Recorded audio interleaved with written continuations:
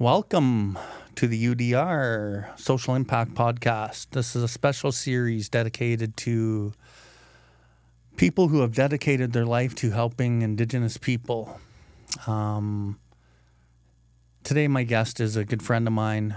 We've gotten to know each other over the years. He's doing amazing things in the community on a group and community basis, and also on an individual basis. We have Kerry Gladue, who is the author of this book, which we will talk about a little bit later, Second Chances. He's also putting together a feature film on his story. And Kerry, I just want to thank you for joining me, and it's been hard to track you down, but thanks for being here. Thanks for having me, Bill, and also want to acknowledge the amazing work you do as well. You know, in bringing awareness and promoting recovery and bringing a lot of people into the light. So thank you. Yeah, bro. That's what we do, though. That's what we do, right? True. Totally.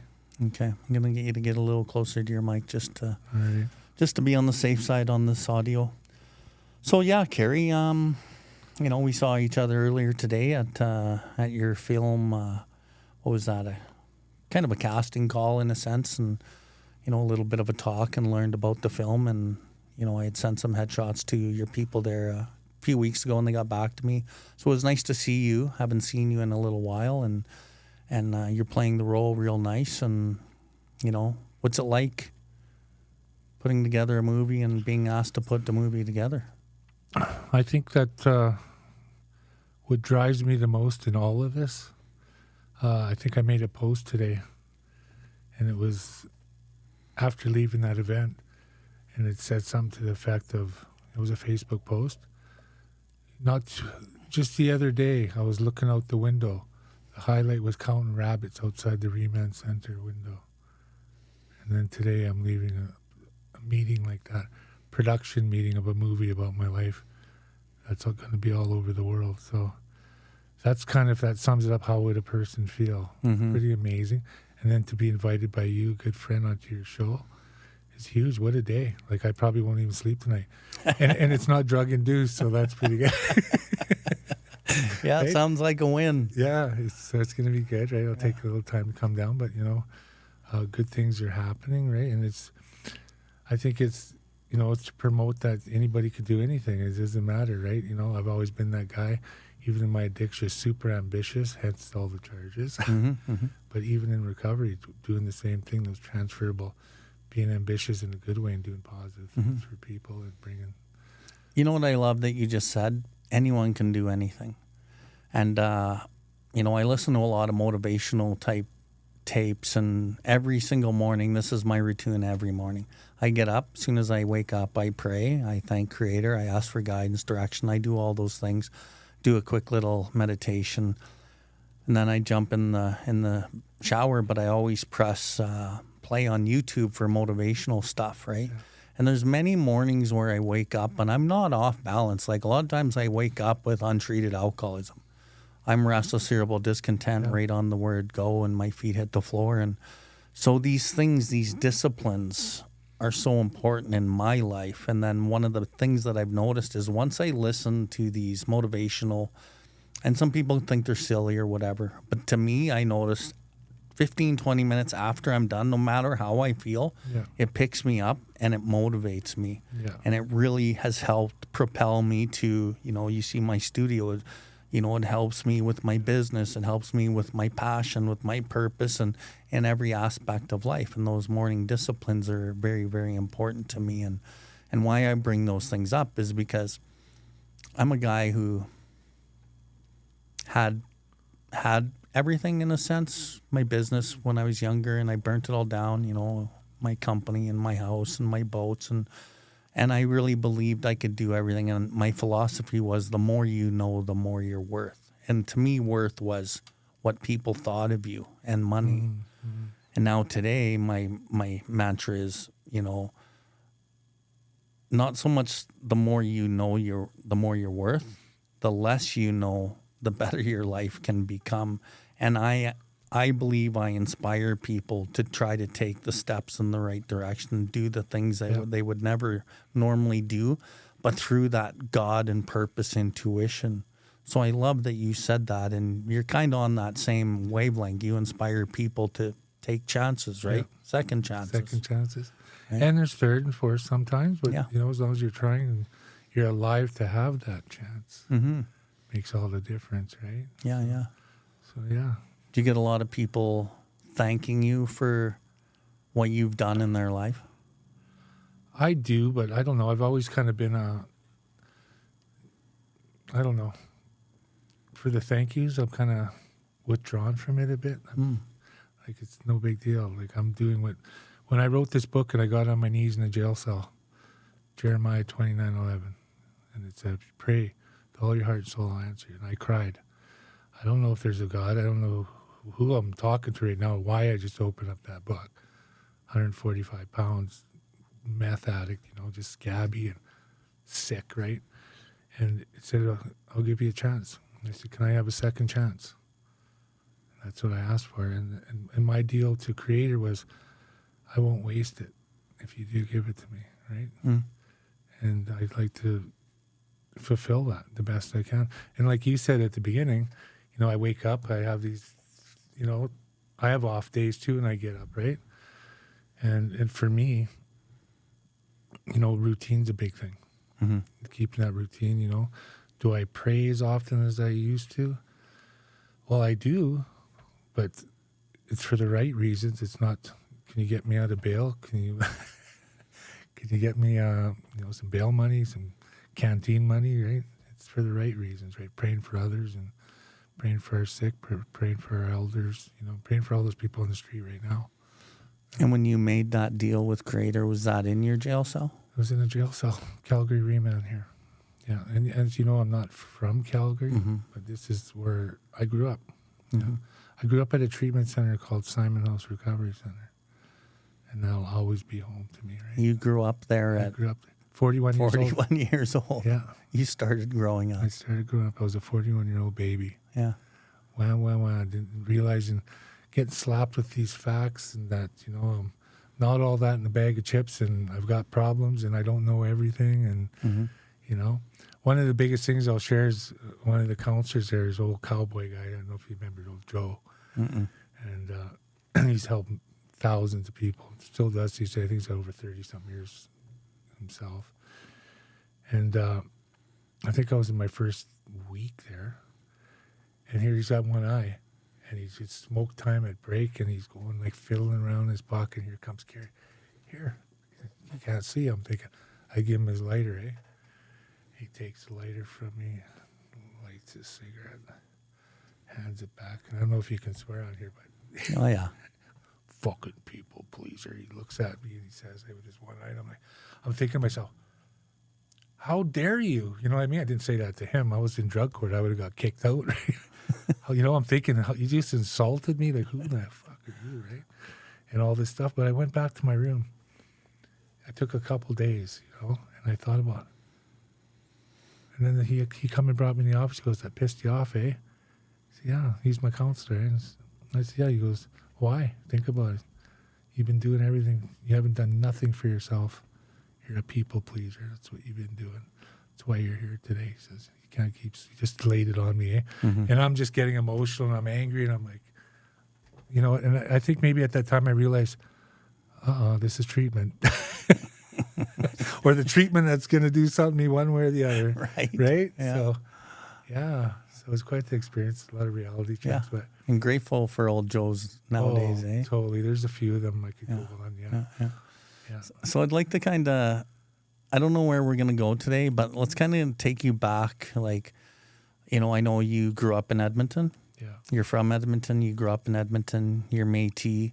You spent many years in prison, on the streets, addicted to meth and maybe some other drugs. Can you kind of take us back to, you know, how you grew up? I know your mom was in residential school and these kind of things. Sure. And I'd like to probably talk about the topic of residential school today to some degree, but take us back and walk us through your life a little bit. All right. Well, my younger, you know, I grew up in foster care a lot too, but going back, I always start with mom, eh? Mom's the beginning of my journey because, you know, we talk about intergenerational trauma, residential schools.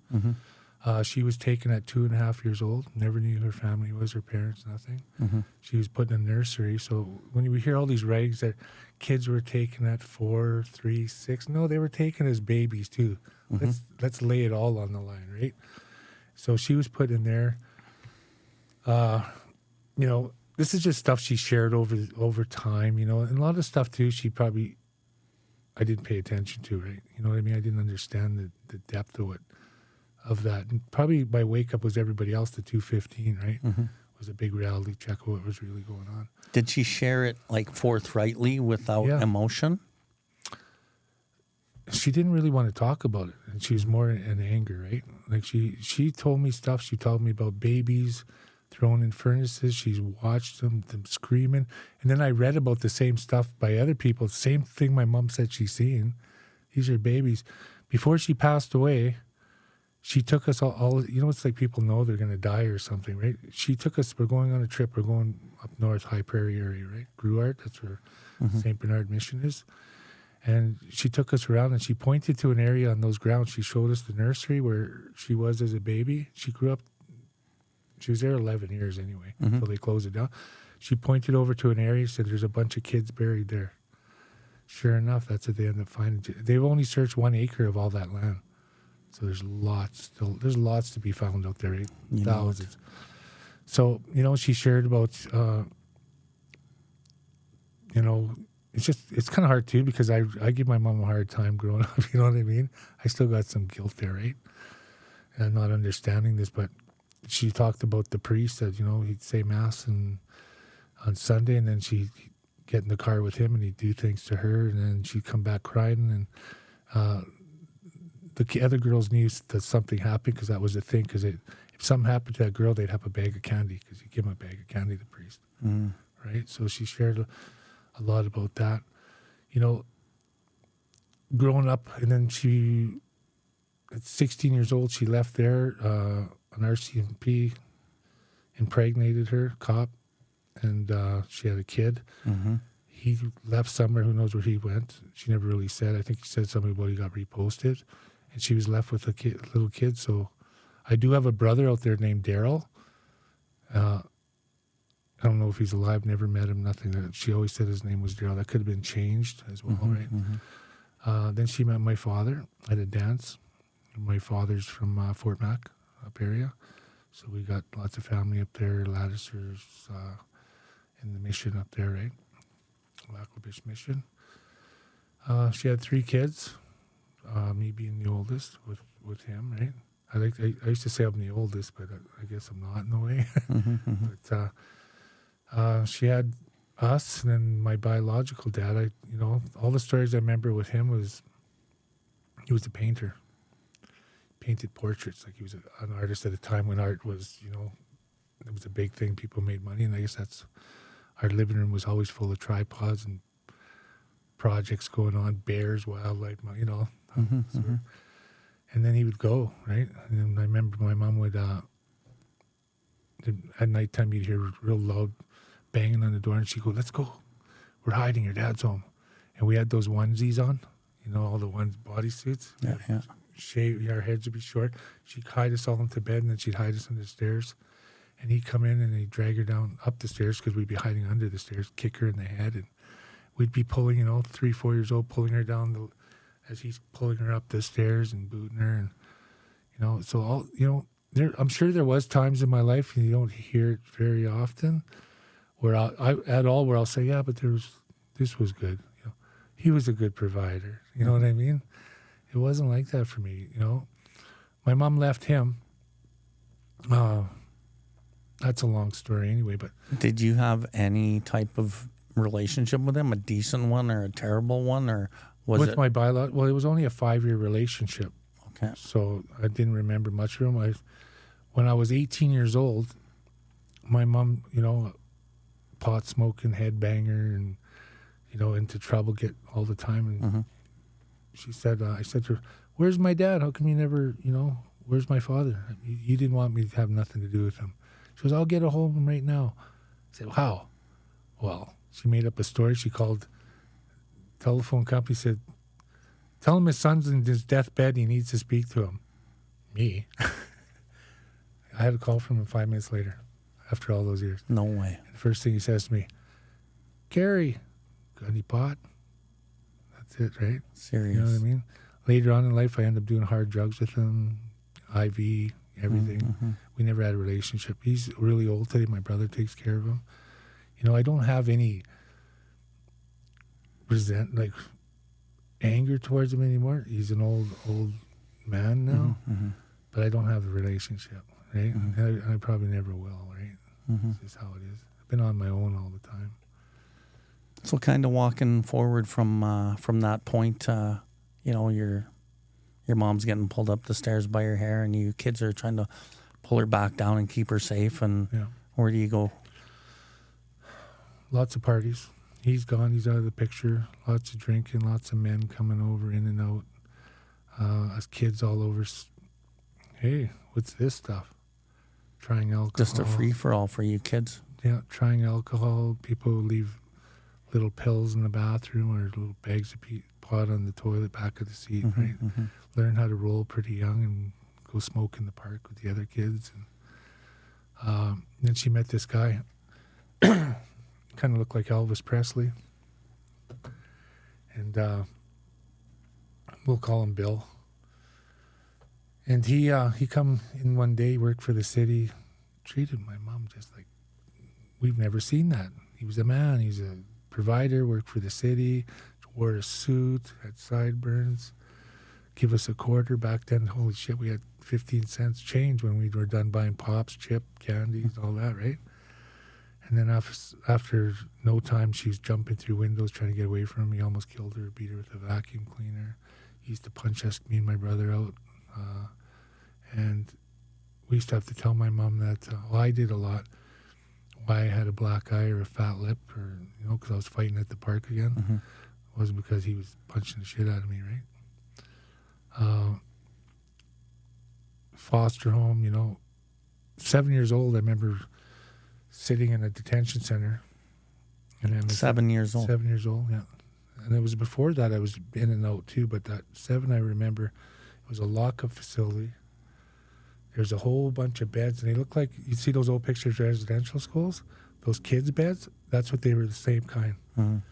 And we were all lined up, and I wouldn't get out of bed. I pissed myself. I was so scared. I didn't know what I was doing there. I thought, again, my mom was dead. That's where that started, right? Now, when I get a little bit more of the time spans I've been taking, right? I thought, well, he killed her. That's why, right? It was really severe beatings, right? And then I get out again. She'd be with him again. It'd be rosy for a couple months, and same cycle over and over, right? And then in and out of foster home, I was a runner, probably all the way up till I was 41. Mm-hmm. And always running away. We used to got into the glue, sniffing glue, airplane glue, Sniffer. sniffer, gasoline, you name it, right? Used to go all kinds of places and that take me out from reality, right? Mm-hmm. What was going on? Stay in old houses that were up for sale. We'd move in and pretend they were ours as kids, playing house, me and my brother and some other kids, right? Until we get caught. We used to go to McDonald's and we watch the garbages and we'd check in there and half-eaten sandwiches and French fries. That's what we lived on. Or we'd go sit in the restaurants and we'd sit down and finish people's meals when they left, right? That's mostly what we used to do, right? Run away lots. We'd always get taken home. Then one time I got taken away. Me and my brother were so tight, right? And we still are to this day, even though I left for a few years. We used to do a whole bunch of things together. We were always together, and then they separated us for 3 years. Put me in a place in Edmonton called Westfield, and him, I forget where he went. We weren't allowed to see each other, no communication from my mom. Then I thought she was gone, right? So my first reality with school, going to school regular, which I can say was good. You know, I can remember times I was in class learning shit, and I liked school. I liked my teacher, you know, and I liked stuff like that. I wasn't experiencing that at home, right? It was survival, right? So I got out of there, and she was still with him. He was always beating her. One time there's a party, and I remember geez, I had to have been about 11. And he was hitting her, and she took an old phone, those old black phones, like the old dial phones, and she clocked him right in the face, knocked him out into the tub, blood everywhere. And then we never seen him anymore. She didn't kill him. Sorry, Mom. She didn't kill him, but, you know, it ended that. He left and he was gone. Never heard from him for years, right? And then, well, guess who's the man of the house? You? The oldest 11-year-old, yeah. The man of the house, smoking dope, doesn't have to do nothing, free range, right? Learned that, you know, people pass out. Hey, they don't remember how much money they had in their pocket either. Oh, we can go buy some more dope and stuff. Hey, we'll get us a beer in the liquor store. We had a few people that were 18, 19, right? So that's where that came into place. Just learning all the tricks of the trade, eh? At a young age, Yeah. But then one time, you know, my mom was crying lots. My mom was very suicidal, right? She had a hard time with life, right? You know, dealing with all that trauma and stuff, right? And she would just, her emotions would just go, and it was prescription pills, and then it was like, and I wasn't helping, I'll be honest about that. I wasn't helping the situation with my rage and stuff too. And then she'd say, I come in the door and she goes, I need a break. I'm like, what do you mean? Like, you need a break? I just had a break. I've been gone for 3 years. No, you need to go. Someone's coming to get you. And I'm like, no, they're not. Right? Because I'll run. I'll head right out that door, right? I go to the door. Someone walks in as a social worker. So I'm sitting at a table, you know, and I kind of go back to that little kid when I'm talking. I'm sitting there, just a little skinny bone-racked kid, and I'm arguing with him. No, I'm not going anywhere after you guys and that. And my mom's just losing her shit, crying. And she tells me, you ever go fishing? You ever go hunting? Or to the lake and swimming and stuff, camping, that kind of stuff. Whitewater rafting was there. I said, no. She goes, well, if you go for a couple of weeks, that's what you guys will be doing at this place. She just needs a break. I'll bring you back. I'm thinking, oh, that's not too bad. You know, 2 weeks, I just did 3 years. I'm already doing time as, you know, just a little kid, right? And so I go with her, and she takes me to this group home. All boys. I think there's about 4 other boys there. It's old guys there. You go to the door, there's old worker. He's a social worker. And I go in the house, they introduce me, and things are going okay. I got my own room. The house looked like for what rich people have. Like we had a little shack. Like I could show you the picture in there. It's just a little shack, right? Oh, yeah. And we had meals or Christmas dinner, like full meals, like we know are healthy today. That was like Christmas time meal. You had all those veggies and all that. And I was eating that normal. Got some posters for my room. What was at the time? AC/DC, I think, was one. Iron Maiden was another one I was into at that time. So I got to put posters up, and then, you know, one night the guy kept me back and said, you need a massage. Right? And he started molesting me, right? The social worker, right? No way. Yeah, I ran into my room crying, screaming. I didn't know what the hell was going on. I was just freaked right out. And what came as the 41, you know, how many years secret, right? You know what I mean? That's what it was, right? I was told if I told anybody, who would believe a person like you, right? And I know what he was referring to. I'm Native, right? And what I didn't know, so 27 years old, you know, I'm injecting needles in my arteries right in my neck. I'm doing coke and Talin and Ritalin. No, probably people won't even know what that is at this time. And probably about to die again, right? And I just, you know, I'm married, my first wife. I've lost my kids again.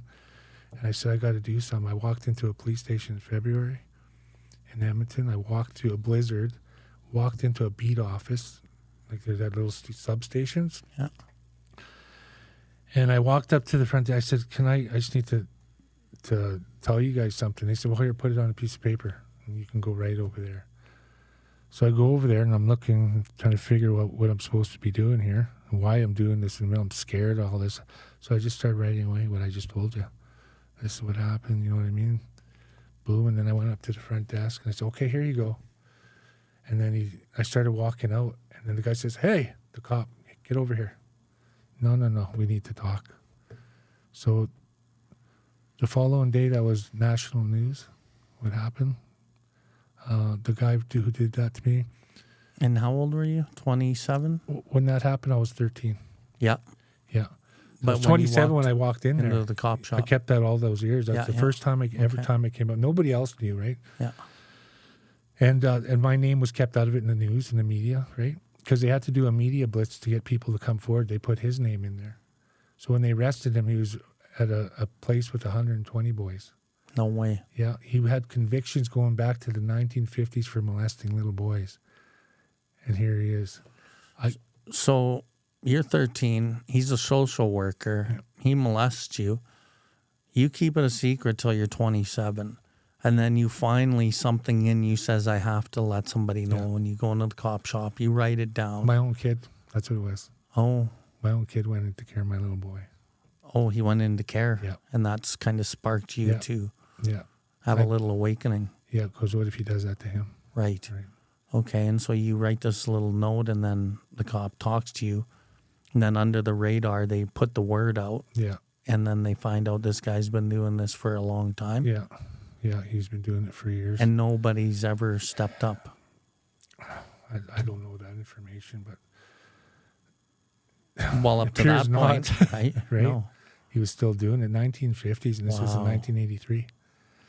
So anyway, I go in there. By this time, not dealing with trauma, just talking about it isn't always enough, right? Either when you open up a can of worms that big, I'm doing coke. Like I'm not making. I had to go to be a witness at this big trial. I went. I made it there. They had to come and find me, the cops, because I was so out of it. I had to detox and everything, right? I go into there. I went up. I had to go on the stand and point to this guy who did this. But before that, I went into the door. 3 of the other boys were there. They weren't boys anymore. They were grown men. We hugged each other. We're all crying. And the only thing I can say is, I'm so sorry, you guys. I didn't know it was happening to them, too. We were all living there. Did you know those boys when they were boys? Yeah, we were in that same home together. Okay. It was happening. We all had our own room. Right. He was jumping the rooms. One of them wasn't there because he hung himself over it. Right? So I went up there and I said what happened, and the judge started crying. That was in the paper too. The judge broke down in tears, and there's a big write-up about that. And he got 9 years, and I heard he died in jail too. Right? But there's so many, 1950s. Wow. Eh? So I think my learning experience of that is, is coming forward, I think, is coming forward. It's so hard, and it's such a big, delicate topic to get into, but coming forward with shit. And we talk about that in recovery too. Were the other men abused? Were they First Nation also? No. They were white? Yeah. Yeah. Yeah. Wow, bro. Yeah. And so, you're in court basically fresh off a detox, pointing out a guy, and he ends up going to jail. And you're still pretty young at this point. Yeah, I was 28 about then, and maybe 28 and a half, because it takes time from when I walked into that police station, right? Active using. Oh, I'm full blown, like I'm wild. Yeah. Nothing matters anymore. There's no laws with Kerry Gladue. Yeah, no. Yeah. Shooting in the neck, shooting in the arm, doing whatever it takes. And cops ain't bothering me for anything either, because I'm the star witness for a big thing. Yeah. You know what I mean? So. And so you had a little bit of fame and glory at 27 by helping put this guy away. But I've never seen that. I've never ever seen that. You know what I mean? I never ever thought about that way at all. A little bit of healing, although you probably didn't think of it like that back then. They didn't even talk about trauma and know what trauma was. Trauma wasn't even a word we talked about. There wasn't, no. Right? No. No counselors working with you after that. You guys weren't in therapy for the next 20 years. As a result, you guys are just back into normal life. And yeah. Oh, I still have the trauma. Yeah. The trauma doesn't go away. You don't. Yeah. You just learn how to live with it and deal with it better. I think for me, my biggest thing is, my first speaking engagement after my 1 year of sobriety. I started talking about it a little more to my counselor. There wasn't a therapeutic thing; it was acknowledgement. You know what I mean? Acknowledging that it happened to me and that I wasn't at fault for it, and owning that I was a little boy, man. You know what I mean? I had nothing to do with that. I had, there's all kinds of things a person thinks about. And what if you, even being aroused, you're a kid, you get aroused if a cat walks up to you. Like, all these little thoughts, is there something wrong with my sexuality? You think of all these stuff. So instead of dealing with that, you just never happen. Right? So coming to realize that, no, I'm just a normal person. I was a victim of something.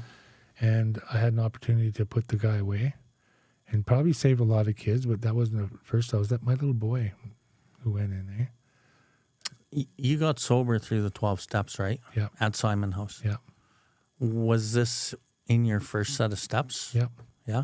First time I said anything was in my step one. First time? Yeah. Since the police station, but there's no program back then. Never said nothing. How was that in doing your first set of steps, bringing out something like that has been so pushed down? Pretty, you don't know. You don't know where do I go from here? What's going to happen now? There's a bunch of 10 people and therapists going to charge me in a room. You don't know, right? All this stuff you're thinking you in recovery. Or am I going to be left alone and, to work this out and talk about it? Nobody pushed me to talk about anything. I think I was left to do it at my own pace, right? But when I started talking it openly at meetings and that, I'd do speaker meetings and I'd have like 8 guys come up to me. And they start saying, that happened to me, man. I've never, ever told anybody. I'm just telling you now. And I'm like, wow. Right? Wow. And that's what we do. And we tell our stories. And I talked a little bit about today at production. Stories are powerful. They instigate a lot of stuff, right? And it could go either way. So when you were sharing these things at speaker meetings and whatnot, had you gained some confidence through speaking these out through your step work and with your sponsor and things, or were you, yeah? Yep. Yeah. And you got validated. You weren't judged. Never judged once. Right. No, never judged once for it. Had you been judged, you may have just shut down and never spoken about it again. Exactly. Right. Totally. Yeah. And that's the thing you got to watch too. When we talk about people healing and coming out with stuff that's bugging them, secrets keep you sick. Keep you sick. What's your secret? We teach that, right? Even I'm also a counselor too, right? So when I tell my clients that, and then you got to be able to go all the way with them and support them, right? So, like I said, when I came out with what happened, it was a little different. I'm in a place where I had to go smudge across the street. So it was a little different for me. I was probably the only Native guy in there, right? So, it was a little different. But,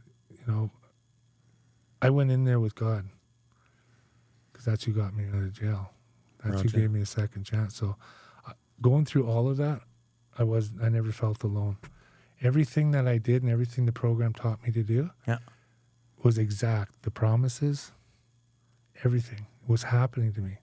I had I still got that nickel and 2 pennies when I left that jail. I had no ID, no clothes, nothing on me.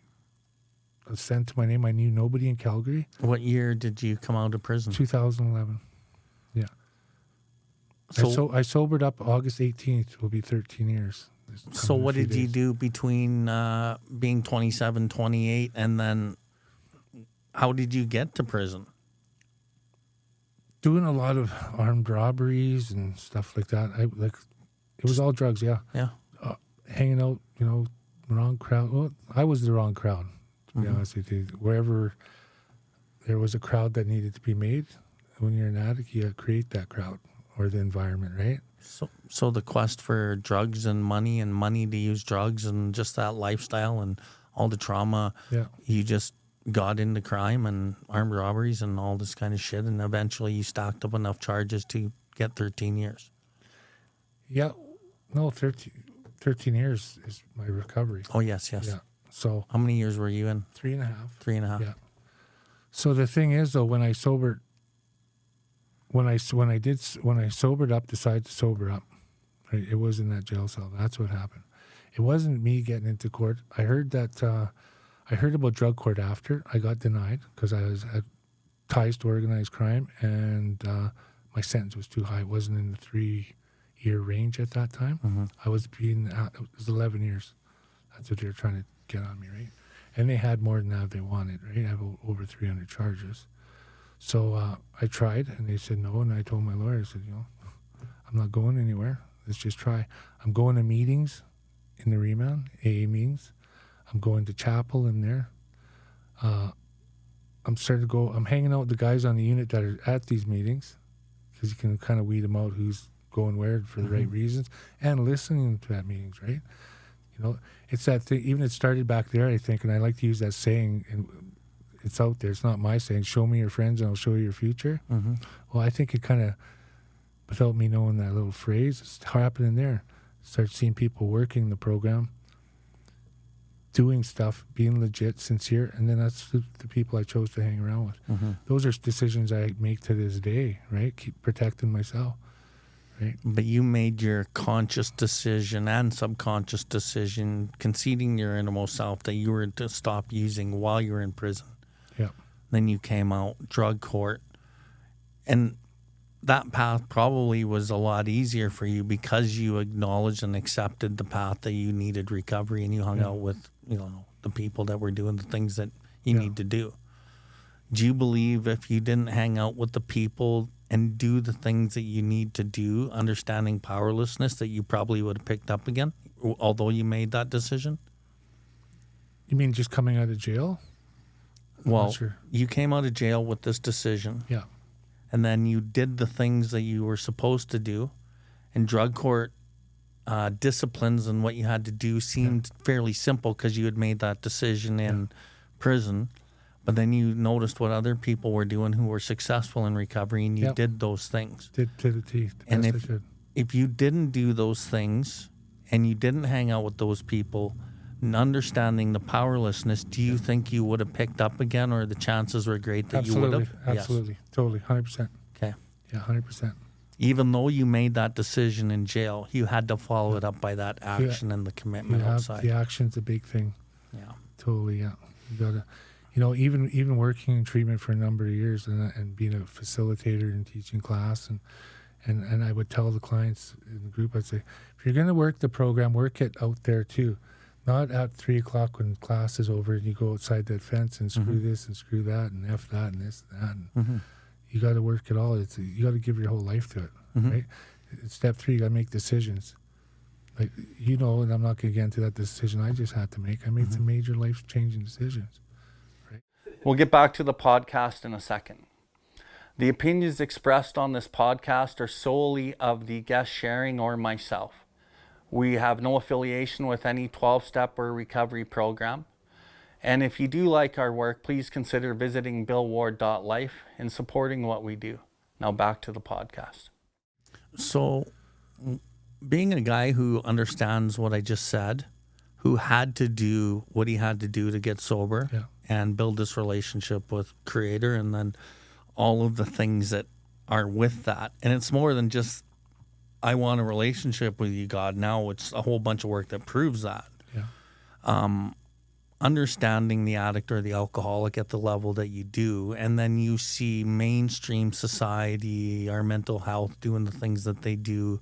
I know for me, a lot of that drives me crazy, and it used to frustrate me. It doesn't so much anymore, because I know I can only do what I can do, and I can be the change in the world, and I try to do that, and that's really medicated a lot of my frustration. But I still see our mental health and the governments and whatever using systems and modalities and things that aren't really that successful, and they won't look at what we do. The most successful way in the world to get sober is really the 12 steps. Yeah. But no one really wants to take that and run with it and really look at it. How have you navigated that, knowing that, working in the business and seeing that? Has it frustrated you? Up until the past few years, maybe 3 years, I would agree with you. I think the government we have now has done more through addictions than anybody. Agreed. There's been action to their words. We've got the Alberta recovery model. All these treatment centers open up, and stuff is still going. They're focused on it, right? The problem I'm seeing out there is the medication, right? the medication and the damage done by it. So I think that's in a different department. And this government's kind of left cleaning up the mess, and us working in there helping them do that the best we can with what we have, right? And some people go out of their way, like, you know, your area and I do, to try different ways. This government too, they try different things, right? Like, I've been working in a treatment center for 11 years at a management level and with politicians and stuff. And it was a lot of talk for a lot of years, right? This current government we have now, it's been action behind it. Like, I'm seeing things. I can walk into a place and there's money being spent. There's thought being given into this. So I really appreciate that something's happening. Are they going to be the do-all for curing things? Nobody is, right? But at least it's taking a turn in the right direction for a change. Yeah, and what we're seeing out there with, you know, even in Edmonton, the bus stops are full every night. And in the morning, people laid out everywhere. It's no different everywhere, right? And there's going to be some new money in housing. Okay, we're opening up all these treatment centers now, right? How many in the province? 11 now? Where's the housing? Otherwise, it's that cycle, right? It's the same cycle. There needs to be long-term aftercare. Okay. Long-term aftercare. And I think that's a big piece missing. Agreed. Yeah. 100%. Yeah. So taking it to a little bit different place, let's look at, okay, we're looking at these cities, we're looking at small towns now even.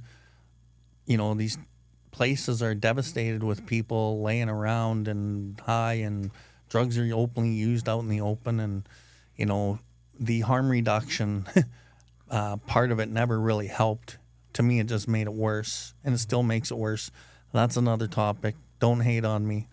I believe abstinence is the key to this, and our government is like brought in their belief of total abstinence, and then subsequently all the things that they've been doing. I think it's taken the best turn that it has in years as well. But my belief is the society that we live in is producing sick people. So we can put all the beds and all the housing and more treatment centers that we want or that we can. And, you know, if I'm the government guy doing that, patting myself on the back, saying, great job, getting the applause from everybody, who cares? Where are the people falling into the river as we pull them out down here? They're falling into the river because of the structures and the systems that we're living in, that we're surrounded by. And it's fear-based societal systems all around us. And a lot of these systems are so indoctrinated, ingrained in our society that we don't even think that they're bad.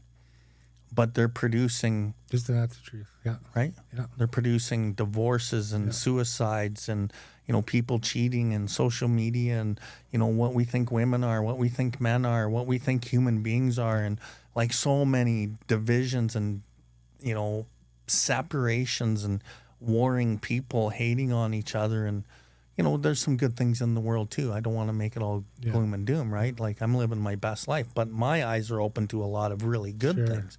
But I also am aware enough to see what's kind of happening, and we're producing it. So how do we stop producing the sickness that, you know, I'm going to say the government, federal government, manifests through really big pharma and big corporation actually pulling the strings of government wanting the money. Like, how does this end? I think you nailed it right on the head there. Right? Big pharma, yeah.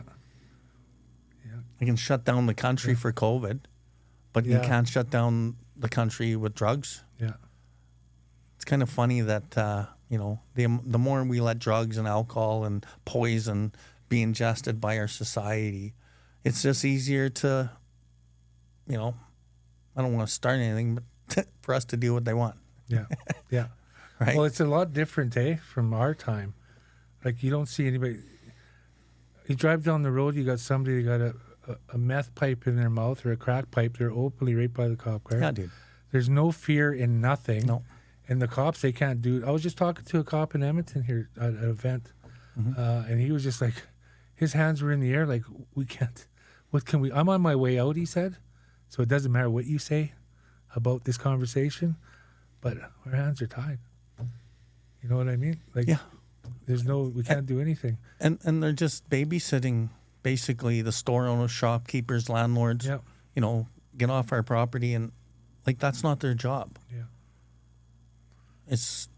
There's a big mess out there. So I was talking to this guy. I went to a powwow up north here recently. It was a small powwow at one of the prisons. I work for the prison system 2 days a week, helping the guys. And I went to this little powwow at Paysac, and I met this guy from Victoria. He was just there visiting somebody, and we were just shooting the shit. And I had heard about this, and I wanted to confirm it with him, that the streets of Victoria are ravaged and riddled with like homeless people and people, open air drug use and drug sales and this kind of thing. This guy said it was unbelievably bad. And they will do cleanups, and then the next day he's like whole city blocks. He's like city blocks are littered and covered with people just using everywhere. He's like, it changed the whole face of the city, right? And that was the city I was at not too long ago. I'm going to say like 5-6 years ago. And I didn't really see that, right? This beautiful city of Victoria. And, you know, because of, you know, maybe some of the laws of drugs and decriminalization and, you know, the government actually handing out drugs, like this is where it's gotten. And so he said they're trying to work on the housing there too. And he agreed with me. He's like, we can house all the people we want, but more people are coming. And there's more people getting ready to become drug addicts that we don't see. Yes. Right? Yes. Well, that's the intergenerational trauma too. That too. And that's not just intergenerational trauma from Indigenous perspective. All. Everybody's got some, right? It comes from everybody's sexual abuse, physical abuse. You know, it's all the same. Like a lot of people, I think there's not enough work out there for everyone to understand it's not just an Indigenous thing when it comes to that. It's an addiction thing. It's a hurt. It's a pain. It's going to take time to heal. And it, you know, like I've had a few conversations with people talking about, because I'm still in working in the recovery business in the house. I work for a place called 8 Pillars Recovery Foundation. Yeah. And we offer sober living, right? So you got me and another fella, 17 years clean. And with me working in the field, working that long, right? You know, and we put all our experience together. We come up with this awesome program. And you'll see some success stories pretty soon, but it works. It's long term. You know, we don't babysit. We tell them, you know, we're not your parents. If you come in here, that stuff that you learned in treatment, here's where you can work on it now, right? And that's what I think we need out there, place for people to work on it. We're just giving them the information and treatment. We lose so much from them losing or not being able to practice what they learn, right? So that's why it's that cycle. So we get them in there, we support them, and it's about, you need to be here. There's no drug and alcohol use. You have a curfew. Don't go anywhere the first week. Get used to your sisters or your brothers here, and work on yourself, because it's a lot easier to do it here than on a mat or from the morgue, right? And, you know, so far it's going, we're not a hard-ass facility. We're not the Popo or correctional facility or anything. Again, we're not a treatment center, but, you know, you got all that experience put together. So we're trying something new there for that population. And, you know, are we having an impact? Well, maybe on 30 people there we are so far. You know what I mean? Not the thousands, but maybe 30. Maybe 10 will work on there, but that's what it's all about. Are you implementing any Indigenous components, Indigenous houses? Yeah, we got one's named Shaganappy House. Nice. I wonder why. I wonder why. Yeah, so we have an elder we work with down there. We go to Sweats. There's lots of First Nation partnerships we got down there, Enoch Cree Nation, Native Counseling Services. So we work with all of them down there. So. And how long have you guys been doing this? I noticed on social media, I'm going to say 6-7 months. About that, yeah, about that. We've got 60-something beds right now. We're going to have by next year 300 and something. Wow. So we'll have the most, right? And we're non-profit, right? The criteria is pretty small. Want a recovery, in recovery, willing to do the work, and, you know, willing to have some bad days but not ruin your whole life over it, then you're a good candidate, right? You know, we'll work with you. We don't kick people on the street. We're the only one probably known in the city for doing that. You know, we give everyone an opportunity. If you mess up, you let us know before, of course, but if something happens, give me a call. And We'll give you a time frame, 14 days. Follow our direction. We'll pick you up and bring you home. That's what they say. We'll bring you home. Your stuff doesn't leave your room.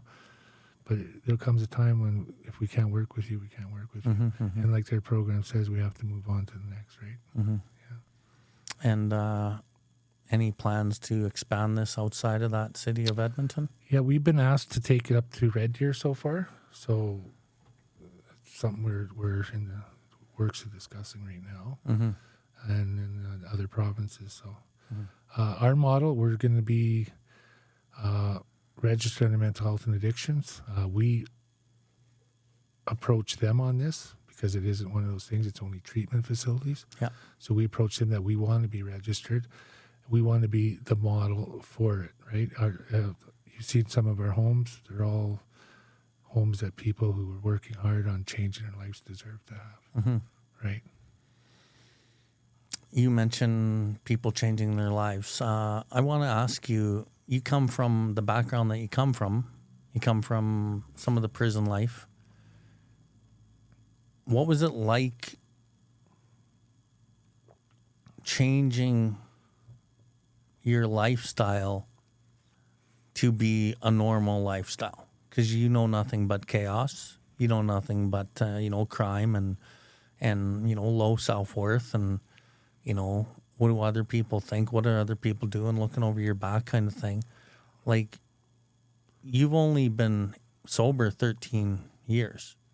So you must have had a drastic point in the first 3-4 years where everything changed a lot. And then you seem very well balanced in society and you're very calm and kind and just seem like you've been living this life your whole life. But the reality is you haven't. And I know going through that change is very difficult. How did that change go for you? Was it hard? Was it easy? No, it was never. It's something we have to work on to this day, every day. It's recovery, right? When it's a long weekend, you don't get the long weekend off. Some people do, right? It was, when I first got asked, I didn't plan on ever getting into the field I am today at all. I had a job. I was doing asbestos abatement. I tell you, that's a horror story. I'd get out of bed working in phase 2 of Simon House. My feet would touch the floor. I'd fall on the floor. I couldn't walk. There was so much pain, but I was getting a paycheck. I was paying off my maintenance. I was paying off my fines to get my license back, stuff like that. It felt good. I wasn't running from the cops. Was that your first real job in quite some time? No, I had drug. I was a tow truck driver for a lot of years. Oh, yeah? Yep. I had a pardon once and had a police. We had the police contract. We did the towing for the city police. I worked for AMA for a lot of years prior, right? So I've had jobs, but never hard jobs like that, mostly driving jobs and stuff. And then I was into film and TV. I was acting back then too, right? And I think I was coming back all the time, and I enjoyed talking to the new guys, right? I don't know. It was just something about them, right? Planting the seed. We talked about that earlier. Something about that. You never know. And seeing the transformation later after a little while. You watch someone. I'm watching guys come into the center where I'm sobering up, and you look in their eyes, and it's like their soul left. And then watching the light come back, right? So I was kind of attracted to that. I come back, I talked to him. And then one time the director said, "Come, I want to meet you and talk to you. Do you want a job?" So I started working on the weekends. And I said, "Sure." But at that point, it was like, am I stepping over to this side? What's this all about? You know what I mean? It just wasn't me, but I went with it, right? Everything was new to begin with, so why stop there? When you said it wasn't you, do you mean I'm a construction guy. I'm not in recovery. I don't want to make recovery my whole life. What do you mean? I think it was fear of the unknown, to sum it up. Yeah, fear of the unknown, eh? Yeah, which is a big thing. I didn't know. I didn't know what recovery. I just went on what people were saying, and I went on what I was seeing with some people who were walking the talk, right? So I wanted that too. And how am I going to get that? Well, probably a good chance if I do what they did, I might get that, right? And that's exactly what I did, right? And it works. There's new things. You have your days, and you have your shit goes on, right? But yeah, it's worth it. And then you just climbed the ladder there. Just worked my way up. I hung around. I learned. I've always been ambitious in everything I've done. And I learned and I learned and I learned what comes with being interested in everything and try to figure things out is that you're going to do a lot of different jobs. Yeah. The pay's not going to change, but you're going to do a lot of extra work. Right? So when everything come up, right, I was next for that, right? When you were not doing recovery work when you first finished Simon House. How long after A year. A year? Yeah. And so I came into recovery a couple of years after you'd been working there. And then I started making a mark in recovery fairly quickly. Did you ever hear my name kicking around there? Lots of times. Yeah? Lots of times. I never got a chance to meet you. Yeah. Yeah. Some of it was Because we always good used to and say, some of it was bad. no, it was all like Bill W. And I'm like, Bill W.? That's, you know what I mean? Yeah. But I never got to meet you. But I heard a lot. You were helping a lot of guys. Bill said this, right?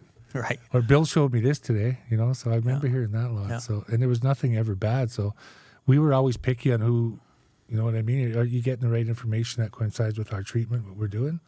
And you were always right on cue. Mm-hmm. So Yeah, it was funny because I used to basically sit outside the meetings and wait for the Simon House bus to show up. And you were, eh? I'm serious. I'd be like, hey Yeah. guys, good to meet you, good to meet you, right? And Yeah. and then next thing you know, I spent many a days and nights at the back of your Simon House picking guys up, dropping guys Yeah. off, and I sponsored many guys from Simon House for years. Still do, but back then, like for about 5 years, it was constant. Yeah. Same with Jesse, my buddy Jesse. Eh? Yeah, lots of Simon House guys, lots of 1835 House guys too. But I had never met you until years later, which I find very interesting because I met Al and I met some of the other people, Yeah. but I'd never met you. I didn't see you at meetings. No, I was everywhere. You were everywhere, but nowhere where I was. No. No. We would cross paths at events too and stuff. Mm-hmm. Yeah. Yeah. And then you asked me to. It was when I was first trying to get to know you. I was bugging you and, hey man, let's meet up for coffee. And you're like, come Let's over hear to it. the house. Let's hear it. Let's come over to the house. And then you had time, and I came over to the house, and I thought we were gonna have coffee and shoot the shit. And you're like, hey, you know what? Why don't you run the group today? And you want to run the group? And I'm like, sure. Oh, there's a lot of guys there too. Yeah. And then you threw me in that one room in the big garage there, and then you fucked off somewhere, and I basically ran your group that day. And Exactly. dude, it was great. I wouldn't have done that with anybody either. I wouldn't. Yeah. No. It went great.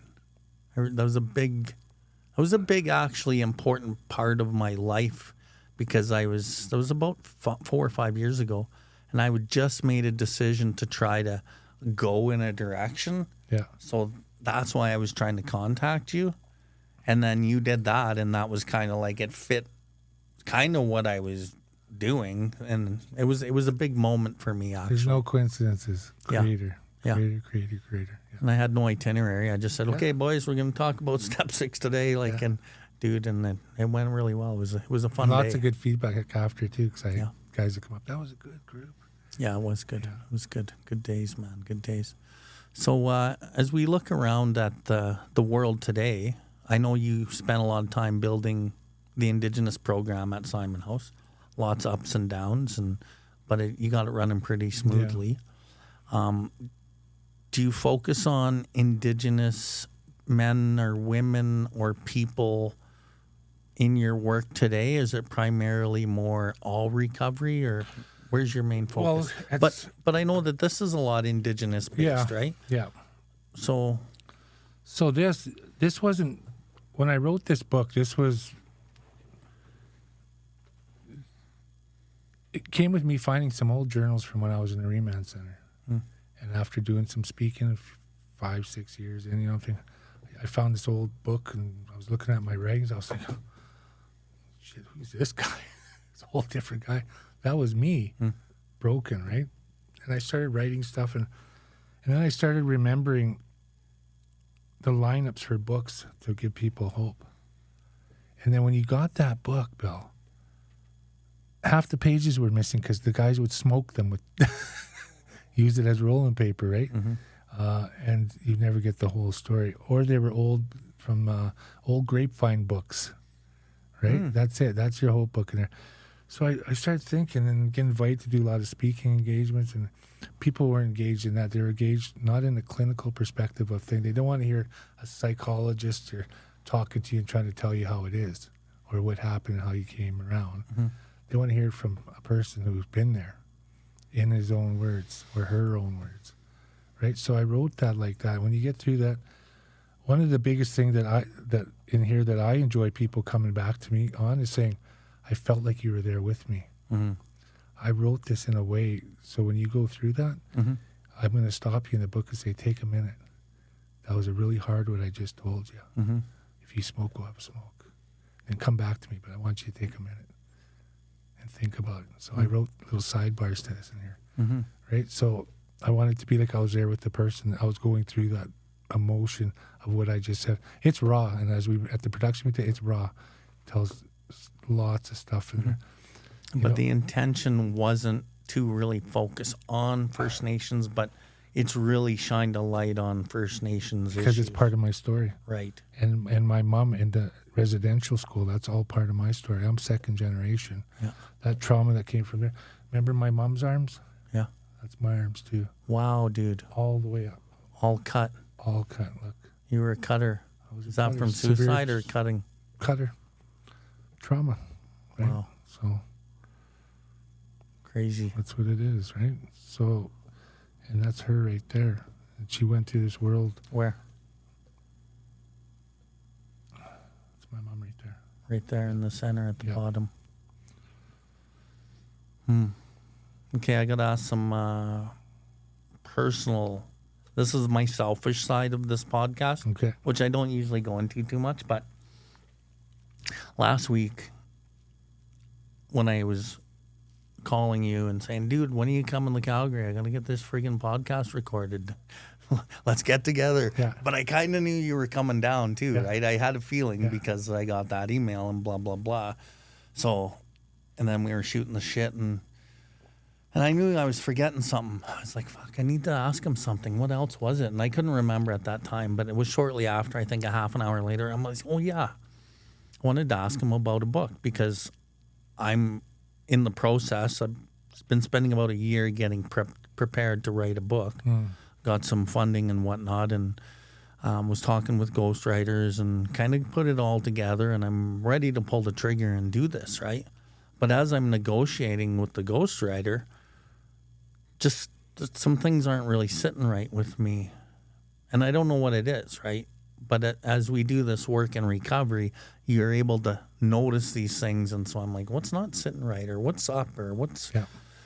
And can't always put my finger on it. But and then I sent you a message. I'm like, dude, do you know any good Indigenous ghostwriters or just some good ghostwriters? And you texted me back and said, don't use a ghostwriter. You write it yourself. And then when I read that, no word of a lie, I was just like, go. And I didn't really know what to say or think or do.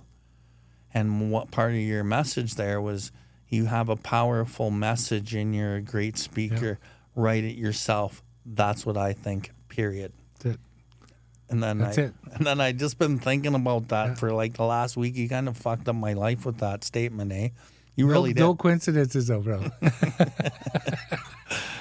And so I you took were it meant to ask that for a reason. That's your answer, yeah. And then I took it to I got one main mentor. I got many mentors, but I have one main mentor who I won't get into now, but he was a huge reason I branded my own self, BILLWARDLIFE. I never would have done that on my own, bro. That was amazing. a bold It's move, amazing. right? But it was scary. Yeah. Being in the recovery community and trying to be humble and all these things. And to do that, when he told me you're going to brand yourself, I was like, no, dude. He's like, no, you are. You have to. And he gave me the reasons why. And anyway, I did it based on his recommendation. I took acting lessons last year on his recommendation. And I talked to him the other day. He's like, Bill, you've done everything I've asked you to do. Has anything went sideways? And I said, no, everything's worked exactly perfectly. He's like, I agree with Kerry. You write your book. Yeah. He's like, you just start. Your words. Right. Yeah. And so now I'm like, I'm pretty scared, bro. Yeah. And I don't really know if I'm going to yet. but you guys have really like messed up my thinking. And Mike, who's on the I'll be the first to buy your book then, because it's going to be a good one. yeah. So thanks Yeah, for that though. Like you really absolutely. gave me something to think about, and you know, just showing me like what you can do and what people can do, and what we both know stories are powerful, and in our Indigenous culture, that was the power of stories, right? It did everything, and you know, it's you're really paving a way for a lot of people, and I want to talk about this before we shut her down too. We got time, so if you want to bring up anything or talk, like we got time, but I want to at least talk about this. You and I had chatted, and we mentioned you had said, what did you say? It was last week. You talked about, you had a thought about how hard it's been and how much ridicule. Yes. Can you replay that? Not everybody likes what we do. Mm-hmm. Not everybody does, right? People, it's jealousy. I'm going to just say it right out. It is what it is. You know what? And there's a lot of time it's even from our own people. It's sad to say, but it's true. I've had elders tell me this. So, and I've seen it myself, right? And people in general, like gossips kills, right? Gossip kills. Gossip in recovery kills. I've went through so much gossip myself.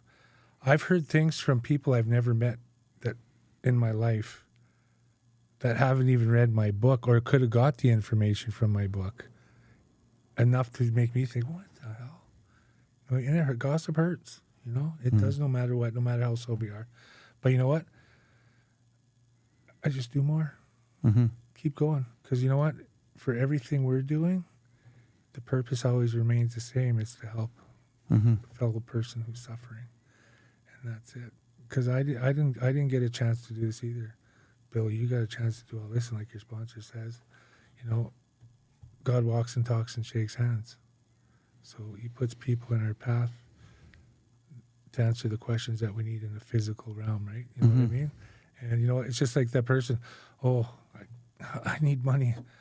You know, I wish I won the lottery. And they're watching for that, hanging out at banks and waiting for a Loomis truck to accidentally leave the door open and drop a bag of money.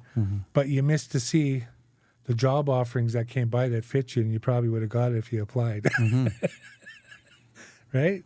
It's just with us, we see that. And we grab onto it, and we take the initiative, and we stay clean and sober to do it. Yeah. Right? And hard work does pay. It pays off totally.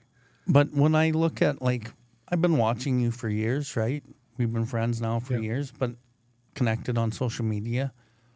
And what my perception of what I see, Kerry's a kind, very social, easygoing, you know, on the right path, doing the right things.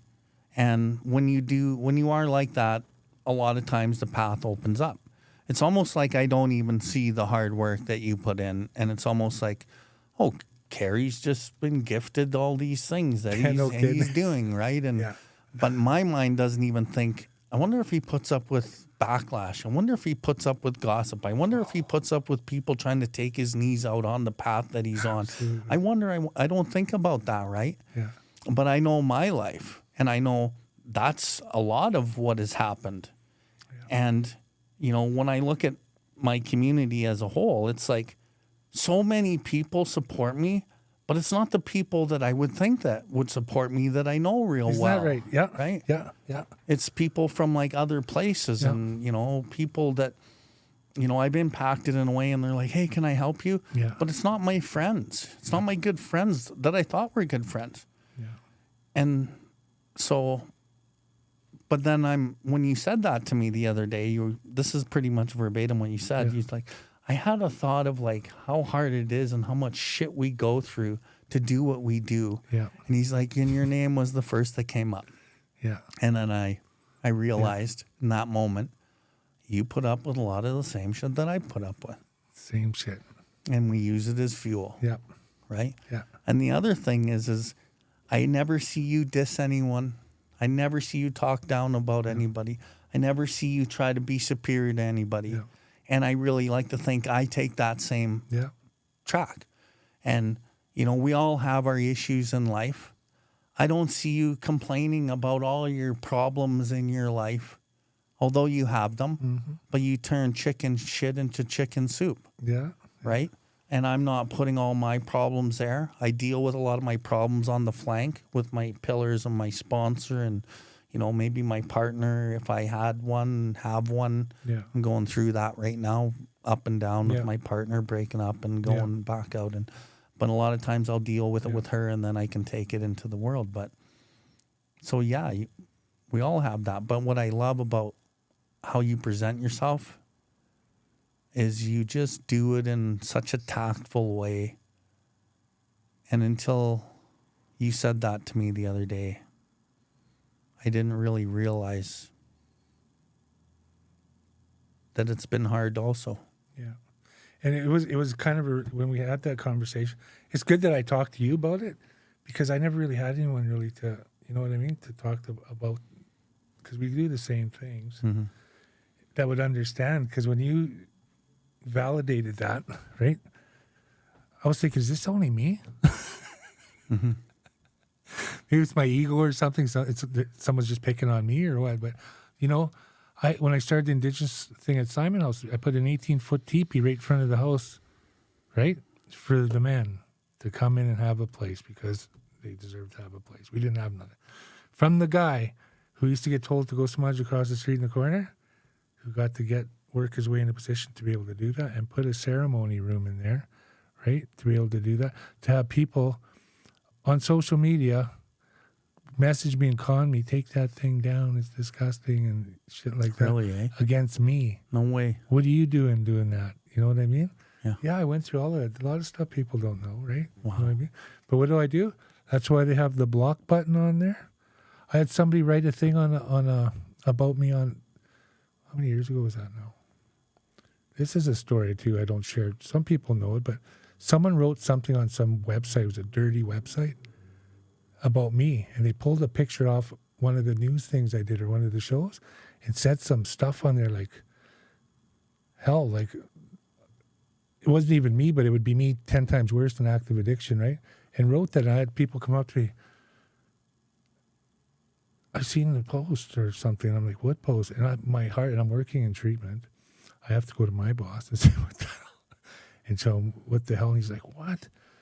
And it was bad. Like, that really hurt me, right? And that's to the point. I know who did it later, and I forgave him, because that's just what you got to do. They're sick, but it still went out there. You know what I mean? It hurt someone that's helped thousands of people, right? Or brought the seed, planted seed in them to that point where that's what I get out of it. You know what I mean? If I was to get something, like, you write some of that, the person who didn't even know me, never met him. But they did stuff like that, you know what I mean? So it's pretty mean. And I'm sure it caused, and for people out there that see that, no matter what, stuff like that people see. Yeah. It doesn't go away, right? You can prove it 10 times that it's not real, but it's still in their head.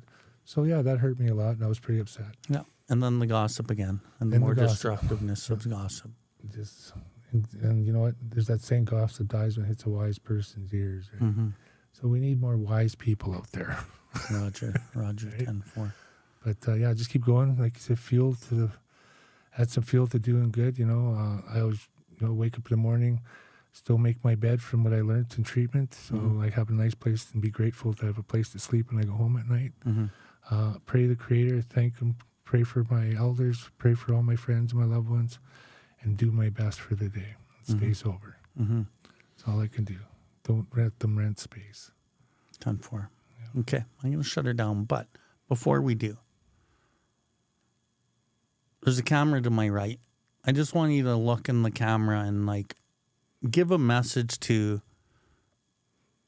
the guy who needs it, to the guy or to the woman who can't find that path or who can't change, or, just give them, like, your final message. And, like, they're going to be looking at the screen, right? And a lot of times I know from watching so many YouTube videos, sometimes when the person's looking right at the screen and they say certain things, I'm like, they're fucking talking to me. Yeah. And it hits me different, right? Well, I would say don't make it any worse so that you can't come back from. Just as sure as the sun's going to shine tomorrow, you're going to have a better day. It may be dark and gloomy today and a big storm going, but that sun's going to come up and you deserve to be in it. As long as you're alive, you got a chance. It's the action part you got to do. There's so many people here today than there ever was that could support you. Just walk through the door all the way. Aye, aye. Thank you, my brother. Love you, man. Love you too. Thank you.